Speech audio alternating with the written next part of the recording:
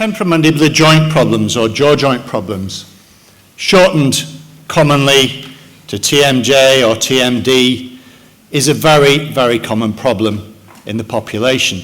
Approximately 1/3 of the population will be affected by TMJ problems during their lifetime.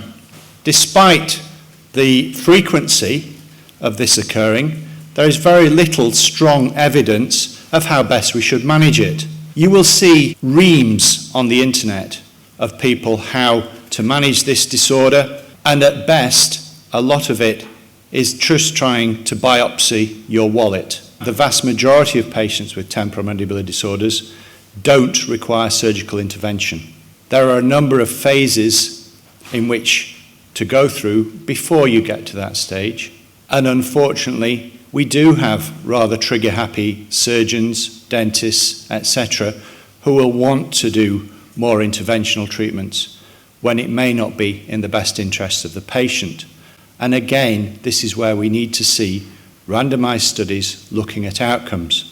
We are the first country to publish national guidelines. These were then taken up by NICE. Despite this, we still have to ask for funding for each individual patient because the joint itself costs around about £6,000. The database that we have now is far more intense than any other database in orthopedics. The outcomes that we're seeing up to 10 years are better than knee replacement, they're better than hip replacement, yet nobody hears about TMJ replacement.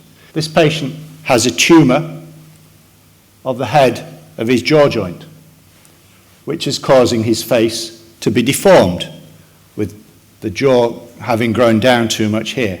Carried out removal of the tumour, an osteotomy, or broke the top jaw and levelled the way his teeth bite together. We had to wire his jaws together. This is him post-operatively, and he can open his mouth and function normally. This is a joint replacement.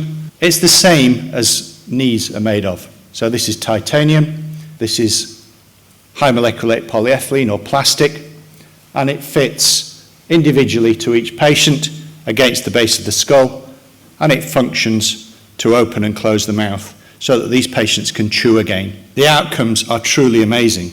Pain improvements of 90%. Their diet improves to virtually a normal diet.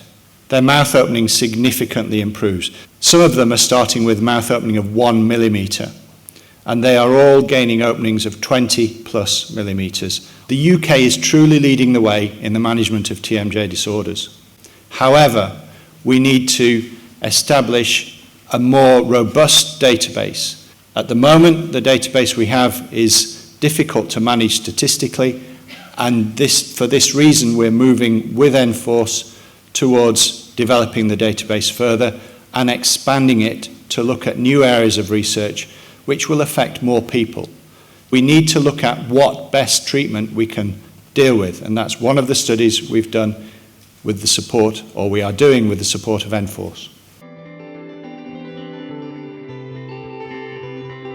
This is absolutely brilliant, creating the world's first ever research centre dedicated to this most socially sensitive part of our body, which will collect major data and organise research to improve patient treatment worldwide.